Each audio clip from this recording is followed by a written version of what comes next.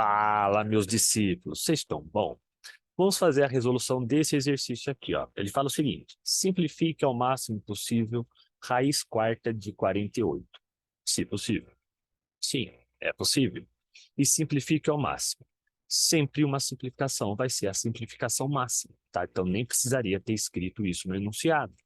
Se for escrito, era para lembrá-los que precisa fazer a simplificação máxima sempre. Então, foi uma dica a mais que tem no enunciado para você não esquecer de fazer a simplificação máxima. Como que a gente faz essa simplificação, tá? Eu uso a técnica de fatoração porque eu acho mais simples a técnica de fatoração. Então, eu vou começar aqui a fatorar o 48. Então, eu vou pegar aqui o 48 e vou fatorá-lo. Pessoal, organização na fatoração é essencial para você não se perder na resolução do exercício. Muita gente erra exercício desse tipo porque fatora fora de ordem, fatora desorganizado e depois se perde na hora de fazer os agrupamentos. Então vamos lá. Raiz quadrada de 40, raiz quarta de 48. Então, independentemente do índice, eu vou fatorar o 48 em fatores primos. 48 é par, então eu vou começar sempre do menor para o maior. Eu sempre começo do menor para o maior número primo. Então, o menor número primo é 2, então eu vou começar com o 2. 48 dividido por 2 é 24. E 24 é par, que divide por 2, que dá 12. E 12 também é par, que divide por 2, que dá 6. E 6 também é par, divide por 2, dá 3. 3 não é par, porém 3 é primo. 3 só vai dividir por 3, que vai dar 1, e acabou a nossa fatoração. Se a gente olhar aqui no nosso enunciado, a gente tem um índice 4 aqui na nossa raiz. Ou seja, para a gente fazer simplificação do nosso radicando, eu preciso ter potência quarta aparecendo. Então, para eu ter potência quarta, eu preciso, aqui nos números primos, fazer grupos de tamanho 4 para aparecer potência 4. Então, aqui eu tenho um grupo com 4 elementos idênticos. Isso daqui é um 2 à quarta.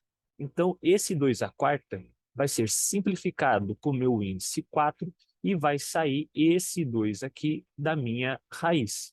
Tá? Então, esse 2 sai da raiz como fator multiplicativo. Entretanto, esse 3 aqui, eu não consigo agrupar ele com ninguém.